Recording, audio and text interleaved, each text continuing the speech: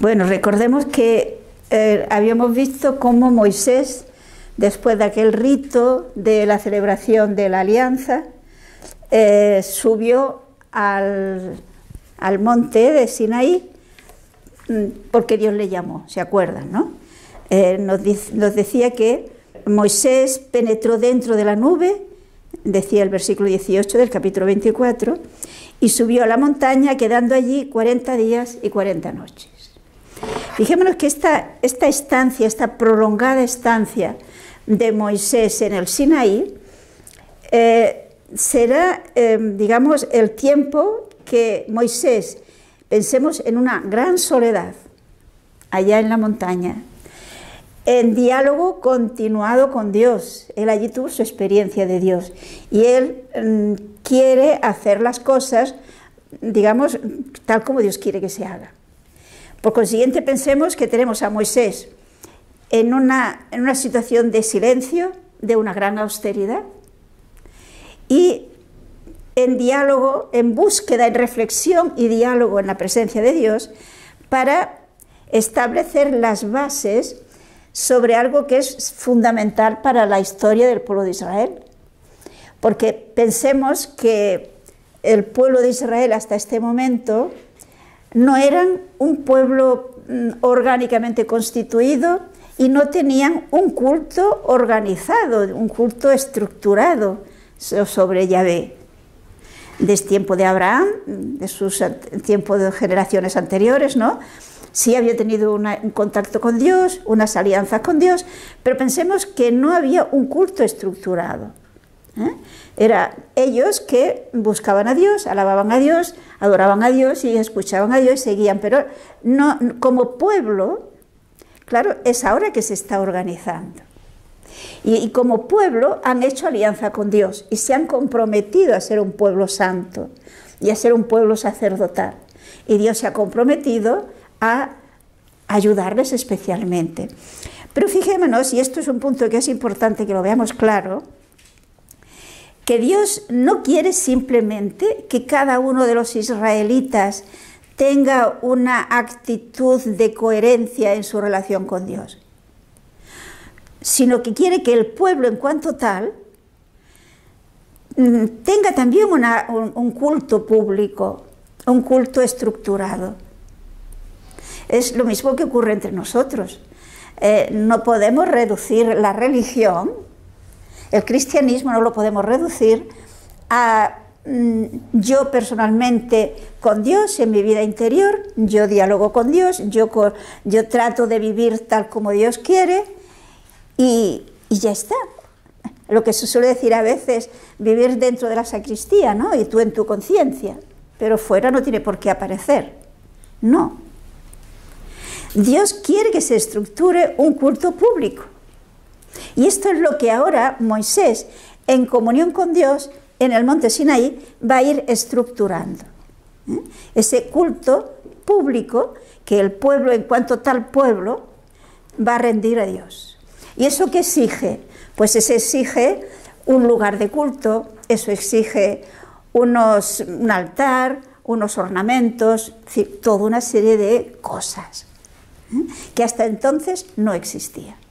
Entonces, todo eso es lo que Moisés, en su diálogo con Dios, va a ir estructurando. No vamos a ir mirando todos los detalles porque quizás se nos sería pesado, pero sí cosas que me parece que son importantes. Fijemos en el capítulo 25, los versículos 1 y 2.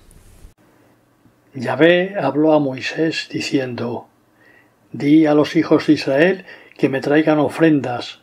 Vosotros las recibís para mí, de cualquiera que de buen corazón las ofrezca. O sea, fijémonos, la iniciativa parte de Dios.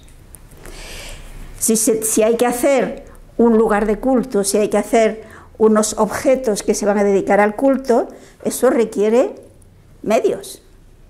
Recordemos que los israelitas, al salir de Egipto, se han llevado objetos valiosos. Además, si tenemos en cuenta que los egipcios, un pueblo que estaba muy desarrollado, pues tenía personas muy hábiles y digamos, muy desarrollado, todo lo que se refiere a la joyería y a cosas artísticas. Y veremos que los israelitas que se habían ido penetrando de esa cultura, hay personas preparadas para hacer este tipo de objetos artísticos.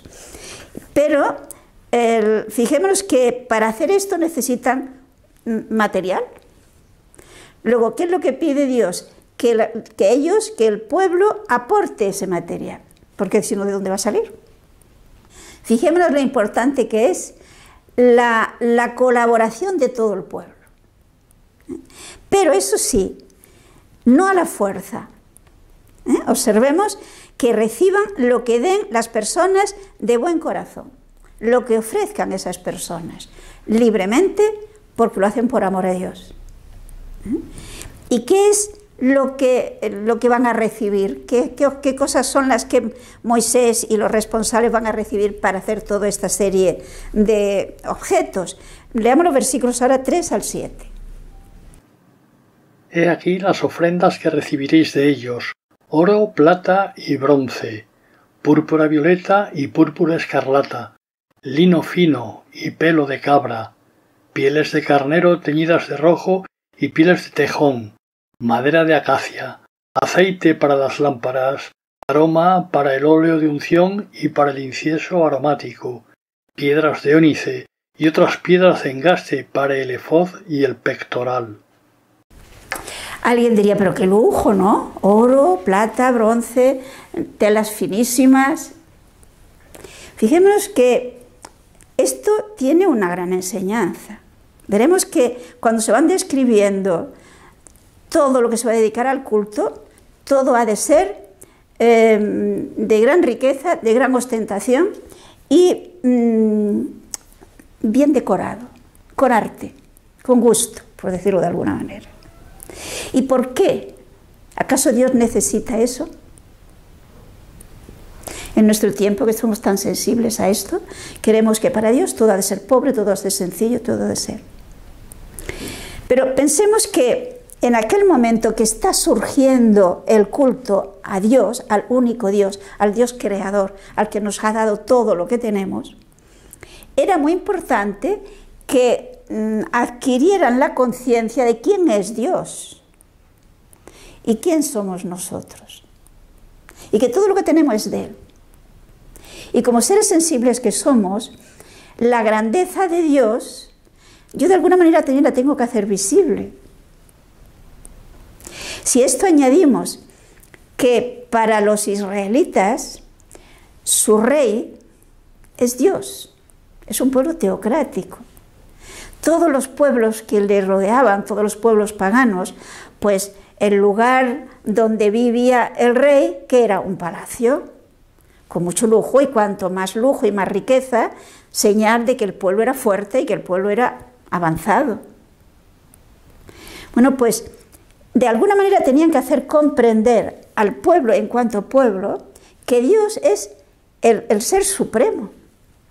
Luego, la tienda que van a dedicar para el culto de Dios, porque es un pueblo nómada y van en tiendas, ha de ser una tienda diferente de las demás, mucho más rica, mucho más grandiosa, porque era la manera de que ellos entendieran que Dios es grandioso. Es decir, observemos que todo esto está en función del bien del pueblo, en este sentido, para que el pueblo sea consciente de con quién ha hecho alianza, quién es Dios, con quién me estoy yo relacionando, a quién le estoy dando culto, a quién le estoy agradeciendo. Entonces, somos seres sensibles y por lo tanto esto ha de entrar por los sentidos, se tiene que manifestar. Por esto, Él recibirá oro, plata, bronce y todo, piedras preciosas, telas finas, telas delicadas, y con todo esto irán haciendo todo lo que van a necesitar. Continuemos del 8 al 9. ¿El efod qué es? A veces se discute sobre que había distintos tipos de efod, pero entre otras cosas parece ser que se trataba de algo que llevaba el sacerdote y que servía, donde había unas piedras que servía para consultar a Dios. Hay cosas que no están del todo claras, al menos yo no las he visto claras todavía. Seguimos, versículos 8 y 9. Hazme un santuario y habitaré en medio de ellos. Os ajustaréis a cuanto voy a mostrarte como modelo del santuario y de todos sus utensilios. O sea, han de hacerse un santuario para, digamos, casa de Dios, por decirlo de alguna forma. Y todos los utensilios. Y todo lo hará, dice, de acuerdo como yo te lo iré mostrando. Es decir, observemos que, por lo tanto, no es algo que Moisés, como un industrial o un intelectual que se pone, o un arquitecto que se pone a diseñar él por su cuenta. No.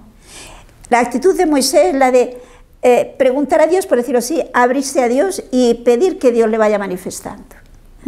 Y Dios le irá manifestando, pues acomodándose a su manera de entender.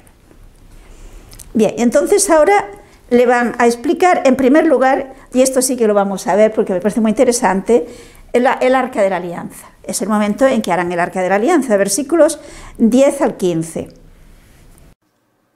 Harás un arca de madera de acacia, 2 codos y medio de largo, codo y medio de ancho y codo y medio de alto.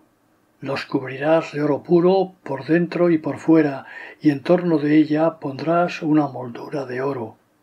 Fundirás 4 anillos de oro que pondrás en los 4 ángulos, 2 en un lado, 2 del otro. Harás unas barras de madera de acacia y las cubrirás de oro, y las pasarás por los anillos de los lados del arca para que pueda llevarse. Las barras quedarán siempre en los anillos y no se sacarán.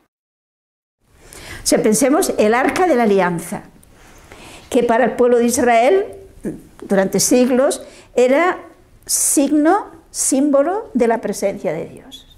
Por lo tanto, ¿cómo se ha de hacer? Pues con los mejores materiales. Vemos las medidas. Tengamos en cuenta que el codo iba desde lo que llamaban el codo, iba desde el codo hasta el final del dedo central, ¿no? Entonces, las medidas que dan del arca pues viene a ser 1,25 m de largo y 75 centímetros de alto y de ancho. Este es el arca, pero fijémonos que este tiene que hacerse de madera de acacia. Y según el texto original, según los comentaristas que yo he podido leer, esta madera es una acacia sinaítica que es incombustible. O sea, que es difícil que se queme. Y además de ser de madera importante, valiosa, debe estar cubierta de oro por dentro y por fuera. Y un borde de oro, y además unas anillas, pensemos que se tenía que trasladar, iban de un sitio a otro. Por lo tanto, este arca de la alianza tenía que tener 4 anillas de oro, donde se pasaba unas barras que se hacían con la misma madera, igualmente recubiertos de oro, y que siempre tenían que estar las barras metidas en los aros, porque de esta manera podrían, entre 4 personas, llevarlos de un lugar a otro. Continuemos, el versículo 16. En el arca pondrás el testimonio que yo te daré. O sea, fijémonos que se llama el arca de la alianza o el arca del testimonio. ¿Qué es lo que pondrán dentro del arca? Pues pondrán las tablas de la ley, que todavía no estaban escritas, y pondrán aquel vaso de maná, ¿se acuerdan?, que guardaron, y también, que esto se verá en otro momento, la vara florida de Aarón. Esto era el testimonio, es decir, sobre todo las tablas de la ley, era el testimonio de lo que Dios quería, de cómo tendríamos que portarnos, cómo deberían portarse, pero al mismo tiempo también el testimonio de que habían hecho alianza con Dios. Por esto era muy importante esta arca de la alianza, que para ellos, como digo, era casi como la presencia de Dios en el arca. Seguimos, versículos 17 al 22. Harás un propiciatorio de oro puro, de 2 codos y medio de largo y 1 codo y medio de ancho. Harás 2 querubines de oro batido, a los 2 extremos del propiciatorio, uno al uno otro al otro lado de él. Los 2 querubines estarán a los 2 extremos. Estarán cubriendo cada uno con sus 2 alas desde arriba el propiciatorio, de cara el uno al otro, mirando al propiciatorio.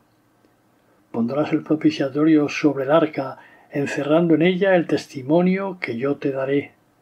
Allí me revelaré a ti, y de sobre el propiciatorio te comunicaré yo todo cuanto para los hijos de Israel te mandaré. Vale, o sea, observemos que deben hacer el propiciatorio, que es una lámina, ¿no? Igualmente todo cubierto, o sea, todo del mismo material, todo cubierto de oro, etcétera, nos da las medidas, y esto irá sobre el arca. Y sobre el propiciatorio 2 querubines de oro. Y fijémonos que los querubines estarán uno al extremo del otro, frente a frente, y con la cabeza abajo. Y con las alas cubriendo todo el propiciatorio y lo que es el arca, ¿no? Con lo cual, fijémonos que el objetivo de estos querubines es como, no sé cómo explicarles, como hacer presente cómo Dios realmente se estaba manifestando al pueblo, y dice que de allí, entre esos querubines, Dios se manifestará, Dios hablará, Dios se le irá comunicando. A veces se dice, ahí tenemos un texto en el que dice que Dios se comunicó a través de ángeles. Y dentro estará el testimonio, que ya hemos dicho en qué consiste. Pero luego, aparte de esto, fijémonos que se nos dice que harán, debía hacer una mesa, igualmente de madera, recubierta, etcétera, donde se colocarán el pan de la proposición. Tal vez vamos a leerlo desde el versículo 23 hasta el 30. Harás de madera de acacia una mesa de 2 codos de largo, 1 codo de ancho y 1,5 codos de alto. La revestirás de oro puro y harás en ella una moldura de oro todo en derredor. Harás también un reborde de 1 codo de alto en torno, enguirnaldado de oro. Le harás también 4 anillos de oro, y los pondrás en los 4 ángulos, cada uno a su pie. Y por debajo de la moldura de oro, para meter por ellos las barras para llevar la mesa. Las barras para llevar la mesa las harás también de madera de acacia, que cubrirás de oro. Harás también sus platos, sus navetas, sus copas, sus tazas para las libaciones. Y tendrás sobre la mesa perpetuamente ante mí los panes de la proposición. O sea, fijémonos que se trata de una mesa, igualmente de madera de acacia, cubierto de oro, con las anillas igualmente para poder transportarlas cuando iban cambiando de sitio, pero es el lugar donde pondrán cada sábado los panes de la proposición. Panes que solo podían comer los sacerdotes. Yo no sé si se acuerdan que precisamente cuando acusaban a Jesús de que había trabajado, o de que los apóstoles estaban comiendo en sábado, les recordará un episodio de la vida de David, cuando David estaba necesitado y el sacerdote le dio los panes de la proposición que solo podían comer los sacerdotes. Sin embargo, se lo tiene que decir, se trata de unos panes que se consagraban a Dios, se ofrecían a Dios, y cada sábado se retiraban y se ponían otros, y solo, repito, los podían comer el sacerdote en el lugar santo. Este dato lo tenemos en el libro del Levítico, no lo vamos a leer, en el capítulo 24, los versículos 5 al 9, en el que se escribe cómo esos panes se debían poner de esta manera. Continuemos, versículos 31 al 40. Harás un candelabro de oro puro, todo lo harás de oro puro, de oro batido, con su base, su tallo, sus cálices, sus globos y sus lirios saliendo de él. 6 brazos saldrán de sus lados, 3 del uno y 3 del otro. 3 cálices a modo de flores de almendro tendrá el primer brazo, con sus globos y lirios. 3 cálices a modo de flores de almendro, con sus globos y lirios el segundo. Y lo mismo todos los 6 brazos que salen del tallo. El tallo llevará 4 cálices a modo de flores de almendro con sus globos y lirios. De cada 2 brazos saldrá una flor, una sobre los 2 inferiores y otra sobre los 2 siguientes y otra sobre los 2 superiores. Todo hará un solo cuerpo y todo de oro puro, batido. Harás para él 7 lámparas que pondrás sobre el candelabro para que luzcan de frente. Las despabiladeras y la cazoleta donde se apaguen los pábilos cortados serán de oro puro. Un talento de oro puro se empleará para hacer el candelabro con todos sus utensilios. Mira y hazlo conforme al modelo que se te ha mostrado. Bueno, fijémonos que aquí tenemos, por lo tanto, un candelabro de 7 brazos, uno central y 3 a los lados. Y todo de oro. Pero además de oro, nada fundido. Todo en una pieza. Y se describe pues cómo tiene que estar decorado y cómo tendrá en la parte de arriba las 7 lamparitas que deben lucir siempre. Y fijémonos que todo esto que hemos visto hasta ahora, en el momento que hagan la tienda, estará en la parte del que después se llamará el Santo de los Santos o el Santísimo. Y es curioso, en el capítulo 26 se nos habla de la construcción de la tienda. Igualmente, pues veremos que está todo hecho pues con materiales preciosos, ¿no? Tanto en los tejidos como en las maderas que se van a usar, etcétera, etcétera. Pero quizás vale la pena fijarse en los versículos 31 al 35, para no leérnoslo todo. Haz también un velo de lino torzal de púrpura violeta, púrpura escarlata y carmesí, entretejido en tejido plumario, figurando querubines. Le colgarás de 4 columnas de madera de acacia recubiertas de oro, provistas de corchetes de oro y sus 4 basas de plata. Colgarás el velo de los corchetes, y allí detrás del velo pondrás el arca del testimonio.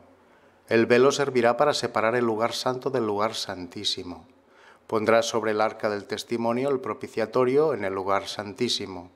La mesa la pondrás delante del velo y frente a la mesa el candelabro, este del lado meridional de la morada, la mesa del lado norte.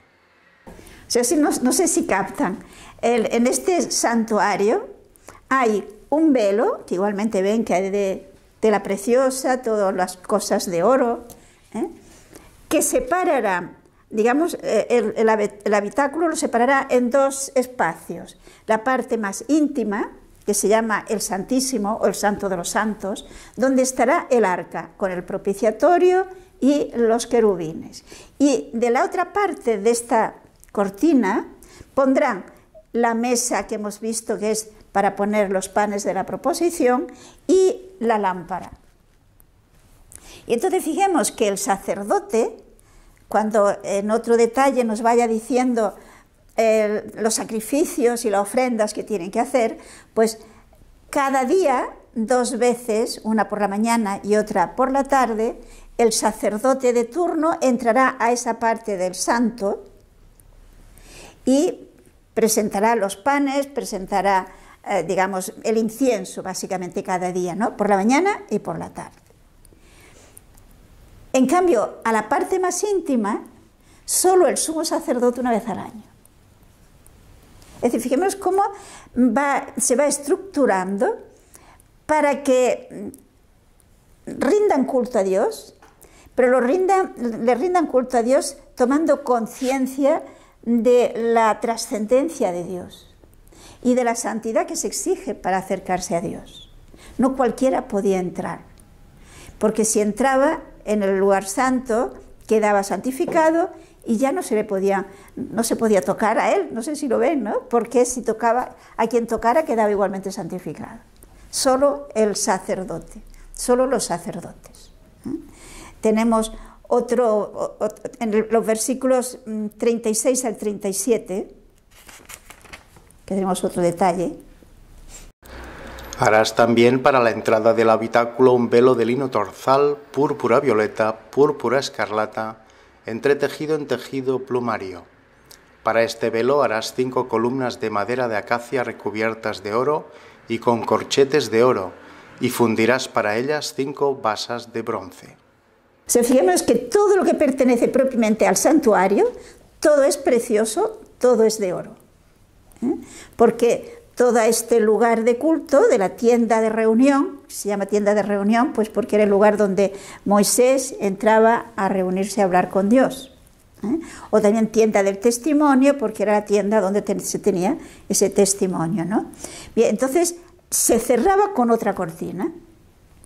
Luego, la parte fuera de este lugar es donde estará el altar de los holocaustos, con el lugar, digamos, los instrumentos para ofrecer los sacrificios en cada momento.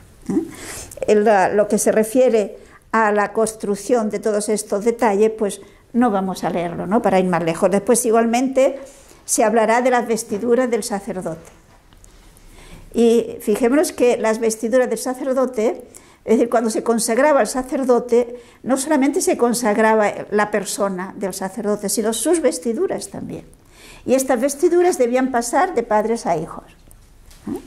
Y hay todo un ritual que nos va describiendo estos capítulos siguientes, en el que se nos va diciendo de qué manera se consagraba al sacerdote, en este caso a Aarón y sus hijos, y de qué manera no solamente se consagraba, digamos, lo que es la persona, sino también que había toda una serie de ritos, como se sacrificaban se tenían que sacrificar 3 animales, uno en el que se imponían las manos, y era como que iban sobre ese animal los pecados, ¿no? La necesidad, fíjate, el concepto de que es necesario santificarse para acercarse a Dios. Y entonces ese animal se inmolaba fuera. Luego había otro que se inmolaba dentro, y luego había otro en el cual se participaba en el banquete. Vamos entonces ahora al capítulo 31. Porque en el capítulo 29 tenemos todos los ritos de esta consagración, y en el capítulo 28 las vestiduras sacerdotales. Todo esto pienso que se pueden leer si quien le interese y ya lo verá, ¿no? En el capítulo 31 leamos los versículos 1 al 11. Yahvé habló a Moisés diciendo: Sabrás que yo llamo por su nombre a Besaleel, hijo de Uri, hijo de Hur, de la tribu de Judá. Le he llenado del Espíritu de Dios, de sabiduría, de entendimiento y de saber para toda clase de obras, para toda suerte de manufacturas, para proyectar, para labrar el oro, la plata y el bronce, para tallar piedras y engastarlas, para tallar la madera y ejecutar trabajos de toda suerte. Le asocio Odolías, hijo de Ahisamec, de la tribu de Dan. He puesto la sabiduría en el corazón de todos los hombres hábiles para que ejecuten todo lo que te he mandado hacer.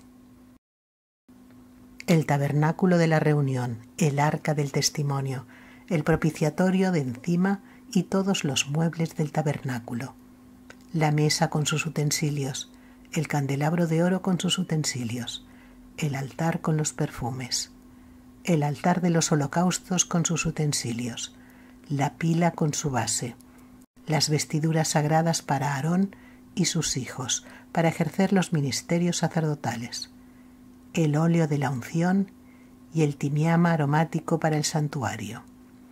Cuanto yo le he mandado hacer, ellos lo harán. Se fijémonos, primero ha habido lo que podríamos decir el proyecto, y la orden de hacer todo esto, pero ahora hay que empezar a hacer. Por lo tanto, fijémonos que incluso es Dios quien toma la iniciativa para escoger, podríamos, los operarios, los artistas que tienen que hacer todo esto, y es Dios quien los ha capacitado. Esto, como vemos, aquí se habla muy claro, ¿no? O sea, Dios dice a Moisés: sabrás que yo llamo por su nombre a Besaleel. Besaleel, pues, será el que va a dirigir todo esto, ¿no? Todo este trabajo. Y se le dice que es un hombre que está dotado de Espíritu de Dios especialmente para hacer todo eso que hay que hacer. Sin duda alguna, se trata, por lo tanto, de un judío que ha aprendido este arte entre los egipcios, donde esto, pues, estaba muy desarrollado y muy avanzado. Pero además se nos dice que Dios le ha hecho que tenga esas habilidades para todo tipo de cosas de arte, tanto de lo que se refiere a oro, el oro, como incluso a lo que se refiere a las vestiduras. O sea, es un hombre pues muy bien capacitado para hacer estas obras. Pero además le habla de un socio que es Odolías. Y es interesante, fijémonos que en el capítulo 38, si leemos el versículo 23, teniendo por ayudante a Oliab, hijo de Ahisamec de la tribu de Dan, hábil escultor, dibujante, para tejido en varios dibujos en jacinto, púrpura y carmesí, de lino torzal. Vemos que es una persona, hay otro texto en el que se nos habla de que era un hombre con gran habilidad para la madera, un buen ebanista. Es decir, en el pueblo de Israel, repito, hay toda una serie de personas capacitadas, y fijémonos cómo procede Dios. Seguro que cuando estos estaban aprendiendo todas estas habilidades, pues lo que pensarían sería una manera de ganarse la vida. Sin embargo, sabe para qué le estaba ayudando y cómo les estaba poniendo para que lo aprenda. Es decir, observemos que Dios no improvisa, sino que Dios prepara las cosas de lejos. Y yo creo que si cada uno de nosotros pensamos en nuestra vida personal, nos damos cuenta que también si ahora somos lo que somos, sobre todo me refiero desde el punto de vista espiritual, Dios ha venido desde muy lejos preparándonos, uniendo hilos, tejiendo contactos, y de esta manera nos ha ido preparando. Pues Dios tiene preparadas a las personas que podrán hacer todas estas obras para un culto digno de Dios. Versículos de este mismo capítulo 31, 12 al 13. Yahvé habló a Moisés diciendo: habla a los hijos de Israel y diles: no dejéis de guardar mis sábados, porque el sábado es entre mí y vosotros una señal para vuestras generaciones, para que sepáis que soy yo, Yahvé, el que os santifico. O sea, fijémonos una cosa. Aquí tenemos otra cosa, otro rito, si queremos, otra actitud fundamental en ese pacto, en ese culto del pueblo a Dios. Y lo presenta incluso como una señal de ese pacto que han hecho Dios con el pueblo, o si quiere el pueblo con Dios. Hasta ahora la señal externa era la circuncisión. Ahora se une el guardar para santificarlo el día del sábado. Y esto se debe de cumplir de generación en generación. Fijemos que volvemos a encontrarnos con lo mismo. Es el culto como pueblo. Es el pueblo en cuanto tal que se reúne para ofrecer sacrificios a Dios y para orar y para comentarla, para leer y profundizar en la palabra de Dios cada sábado en un lugar concreto. Para no leerlo todo, leamos los versículos ahora 16 al 18.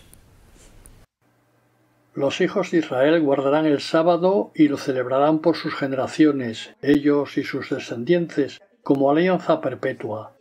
Será entre mí y ellos una señal perpetua, pues en 6 días hizo Yahvé los cielos y la tierra, y el 7º día cesó en su obra y descansó. Cuando hubo acabado Yahvé de hablar a Moisés en la montaña del Sinaí, le dio las 2 tablas del testimonio, tablas de piedra escritas por el dedo de Dios. Esto es otra, repito, de las señales a través de las cuales ellos han de manifestar que efectivamente viven su alianza con Dios.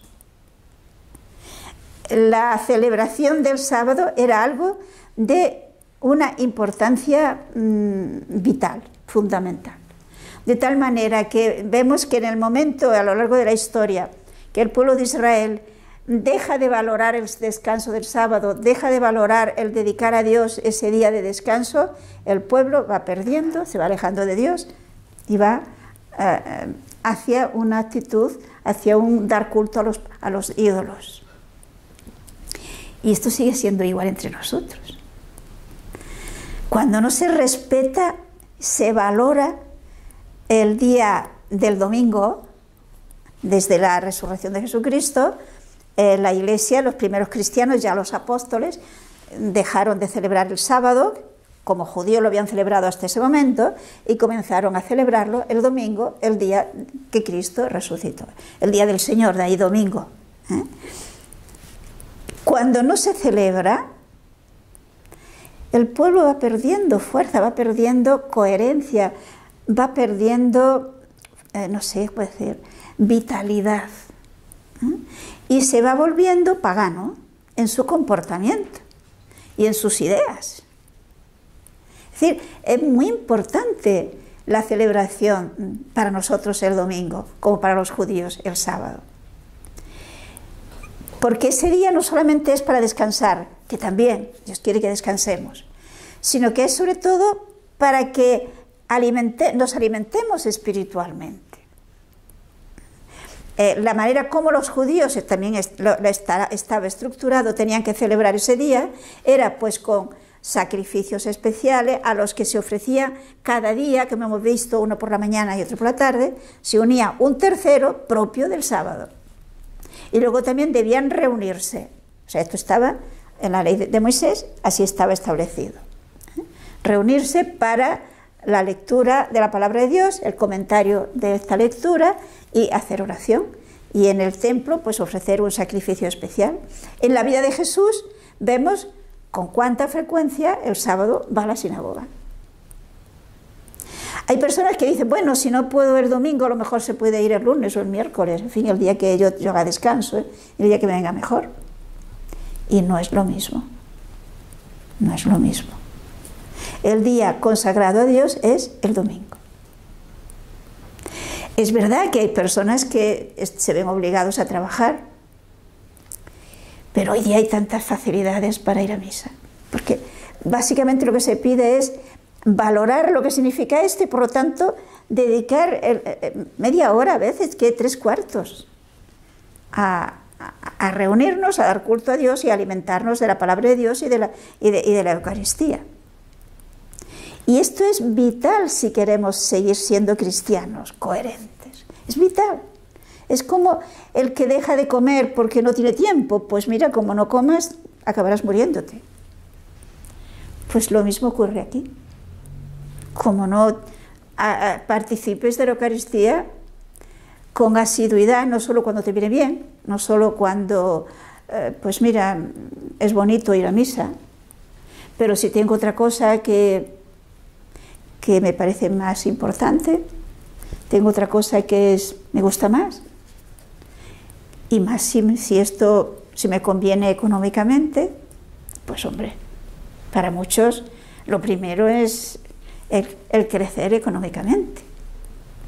Pero pensemos un momento, si para mí lo más importante es tener dinero, y prefiero hacer un trabajo, lo que sea, para tener dinero, y para esto renuncio a ir a misa, a ver, ¿yo qué estoy diciendo? ¿Cuál es mi Dios?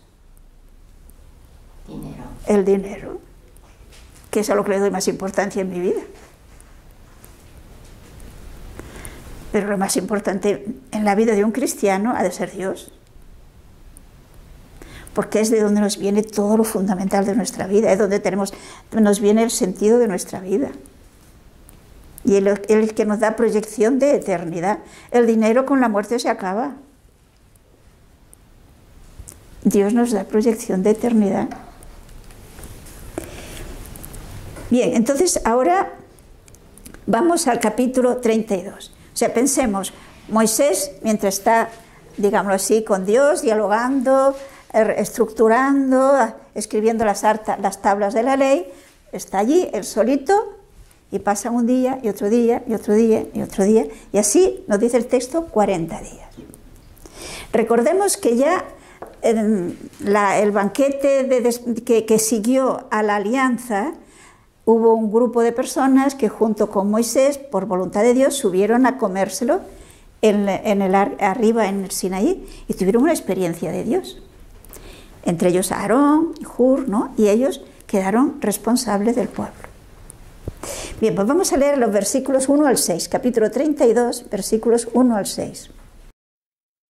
El pueblo, viendo que Moisés tardaba en bajar de la montaña, se reunió en torno a Aarón y le dijo: Anda, haznos un Dios que vaya delante de nosotros, porque ese Moisés, ese hombre que nos ha sacado de Egipto, no sabemos qué ha sido de él. Aarón les dijo: Coged los anillos de oro que tengan en sus orejas vuestras mujeres, vuestros hijos y vuestras hijas, y traédmelos. Todos se quitaron los anillos de oro que llevaban en las orejas y se los trajeron a Aarón. Él los recibió de sus manos, hizo un molde y en él un becerro fundido, y ellos le dijeron: Israel, ahí tienes a tu Dios, el que te ha sacado de la tierra de Egipto.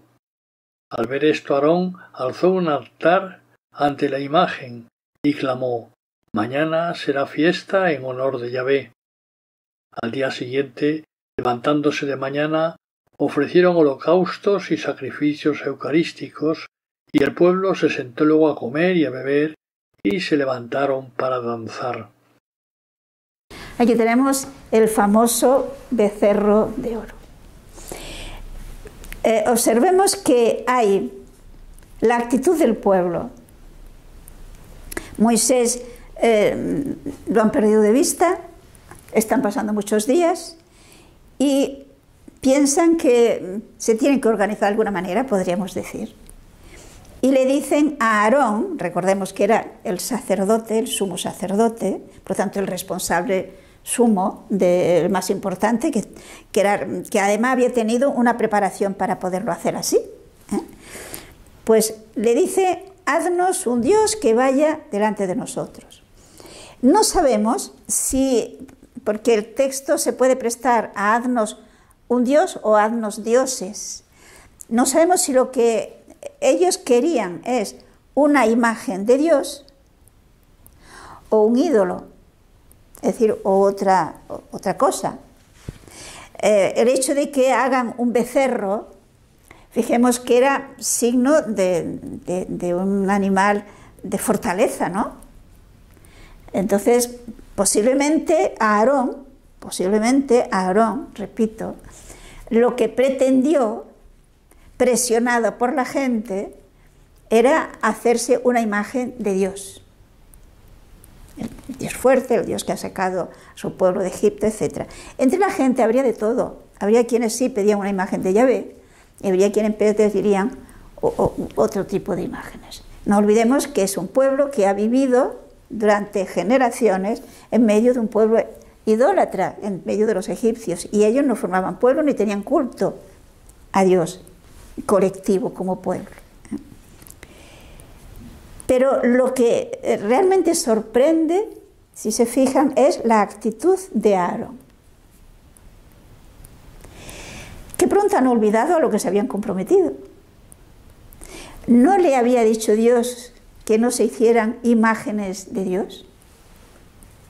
Porque recordemos que la prohibición no estaba en sí en hacerse imágenes. Vemos que Dios mismo le dice a Moisés que se haga imágenes de 2 querubines para ponerlos sobre el propiciatorio. Se trataba de hacerse ídolos, de hacerse imagen de Dios. Y aquí tenemos la actitud de Aarón, podríamos decir, de esta persona débil que quiere complacer a todos. Con lo cual pone al pueblo en una actitud de peligro. Porque, ¿qué hace? Pues pide objetos de oro que le den y la gente se desprende, por lo visto bastante espontáneamente, bastante generosamente, y él hace un becerro de oro, posiblemente sería de madera y revestido de oro, por lo que veremos después. ¿Y qué dice? Este es tu Dios, el que te ha sacado de Egipto. Realmente fijémonos, si nos profundizamos un poco, qué contraste entre Moisés y Aarón, y entre Moisés y el pueblo. Fijémonos que realmente podemos afirmar que Moisés es un hombre que está moralmente solo. Nadie entiende, nadie, digamos, capta la profundidad de lo que se están jugando. Sencillamente viven en la superficie y lo que quieren es cosas a que asirse. A Dios es invisible y quieren algo visible para poder rendir culto a Dios y sentirse más seguros. Pero es que esto es muy interesante que vayamos al fondo, porque esto nos puede pasar a muchos de nosotros. Buscar cosas sensibles a las que asirse, a las que me dé seguridad. Cuando antes hablábamos del dinero, el dinero psicológicamente, si yo no tengo fe, me da seguridad. Porque si yo tengo mucho dinero, pienso, no voy a tener problemas. Con el dinero lo voy a solucionar todo. La realidad no es esa. Porque lo fundamental, lo más vital del ser humano, el dinero no te lo soluciona. Pero sensiblemente tendemos a eso, a apoyarnos en lo que se ve, en lo que se toca. Es mucho más difícil y solamente se puede hacer en la medida que crecemos en la fe, el tener la certeza de que Dios es mi Padre y Dios cuida de mí. Y por lo tanto me puedo fiar. Y por consiguiente yo debo ante todo agradarle a Él. Porque es el Ser Supremo que me puede sacar de todos los apuros. Y yo subrayé la palabra todos. Para Dios no hay nada imposible, le dice el ángel a la Virgen. Y se le dice también a Abraham cuando, ¿se acuerdan? Le dice que Sara va a tener un hijo. Para Dios no hay nada imposible.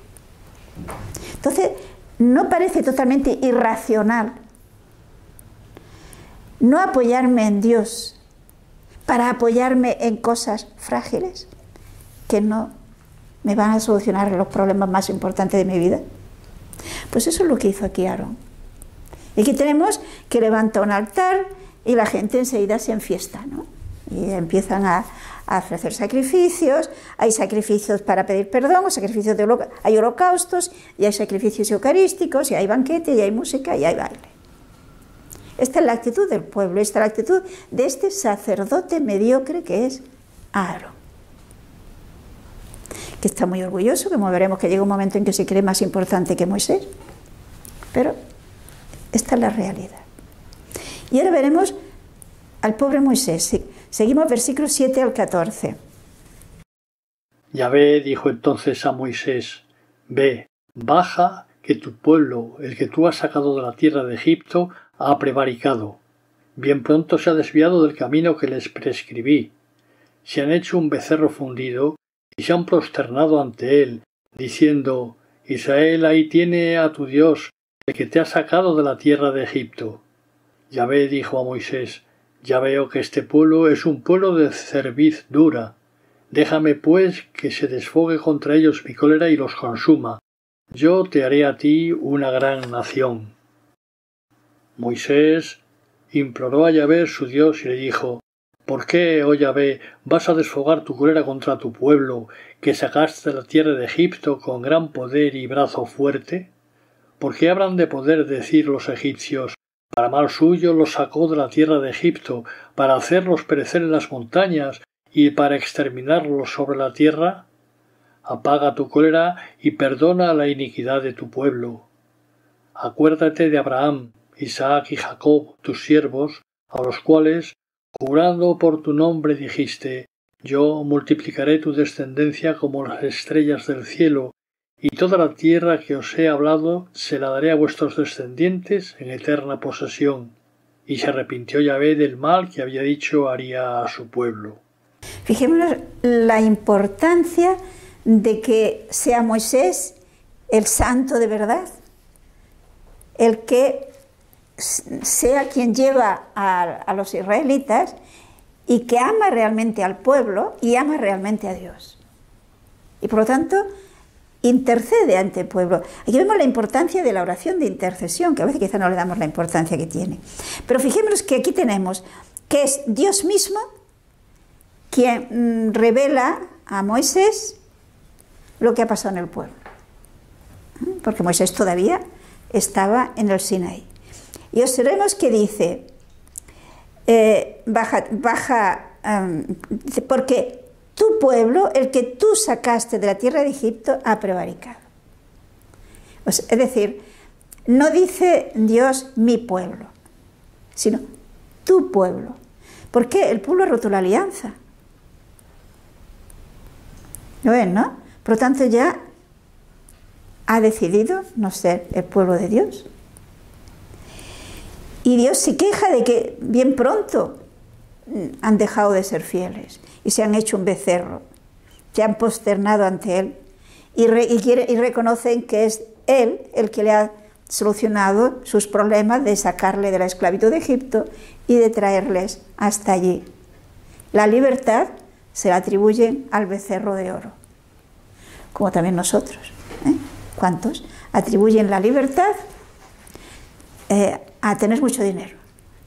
Yo no sé si se fijan, cuando haya tiempo de loterías, sueña, porque todo lo que sueñes te lo va a dar la lotería. Te van a tocar muchos millones y todo será tu libertad, felicidad, prosperidad. Es eso, ¿no? Lo que ellos piensan. El becerro de oro, el que me ha sacado de Egipto, por lo tanto el que me va a solucionar todos los problemas. Y el Señor le dice, ese es tu pueblo. Y entonces, interesante el detalle, como que Dios le pide permiso a Moisés. Fijémonos a dónde llega la confianza y podríamos decir cuánto valora a Dios cuando una persona le es fiel. Déjame que me desfogue, le dice. Y de ti haré un pueblo. Es decir, la promesa de que en esa descendencia de Abraham Dios hará un gran pueblo, Dios la mantiene, pero será a través de ti. Cualquiera quizás se halagaría, qué bien, qué importante soy yo, ¿no? Dios me lo va a hacer a través mío, los demás que se las arreglen, que se portan mal. Pero fijémonos que esa actitud demostraría que no se ama a su pueblo y demostraría que realmente no ama a Dios. Y aquí en esta situación vemos cómo Moisés refleja lo que llevaba en su corazón, que es ese amor a Dios y ese amor a su pueblo.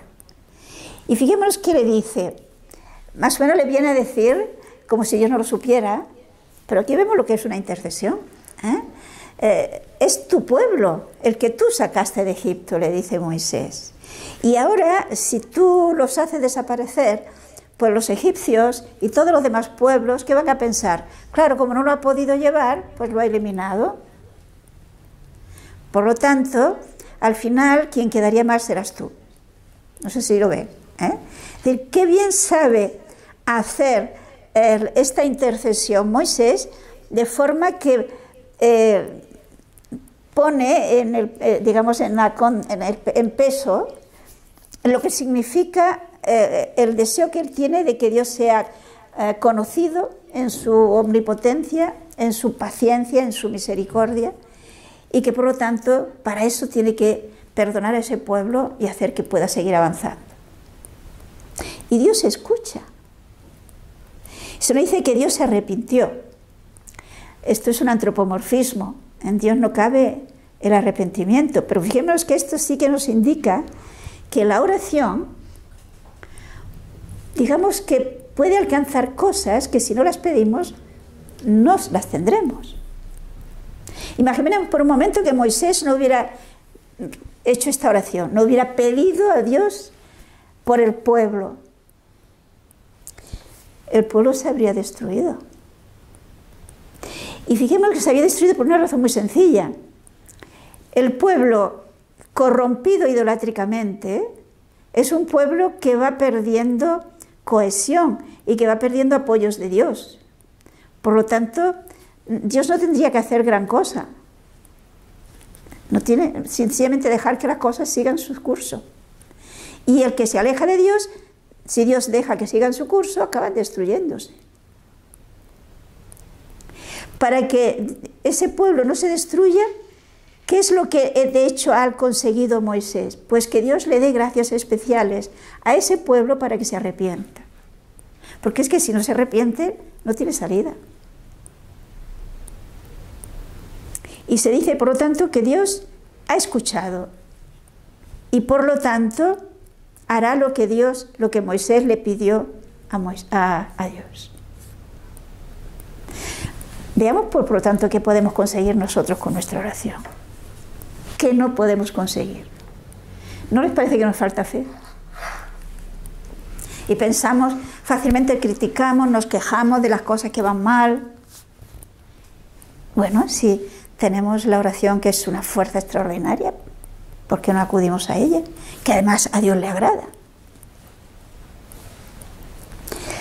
Bueno, pues nos quedamos aquí y el encuentro de Moisés con los que han buscado el becerro de oro lo veremos otro día, ¿no?